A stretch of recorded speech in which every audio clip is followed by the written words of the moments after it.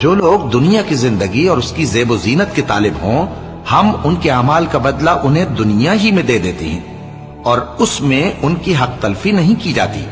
یہ وہ لوگ ہیں جن کے لیے آخرت میں آتش جہنم کے سوا اور کچھ نہیں، اور جو عمل انہوں نے دنیا میں کیے سب برباد، اور جو کچھ یہ کرتے رہے سب ضائع ہوا۔ بھلا جو لوگ اپنے پروردگار کی طرف سے دلیل روشن رکھتے ہوں اور ان کے ساتھ ایک آسمانی گواہ بھی اس کی جانب سے ہو، اور اس سے پہلے موسیٰ کی کتاب ہو جو پیشوا اور رحمت ہے، تو کیا وہ قرآن پر ایمان نہیں لائیں گے؟ یہی لوگ تو اس پر ایمان لاتے ہیں، اور جو کوئی اور فرقوں میں سے اس سے منکر ہو تو اس کا ٹھکانہ آگ ہے۔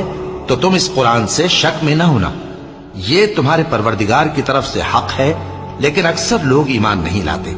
اور اس سے بڑھ کر ظالم کون ہوگا جو اللہ پر جھوٹ باندھے؟ ایسے لوگ اپنے رب کے سامنے پیش کیے جائیں گے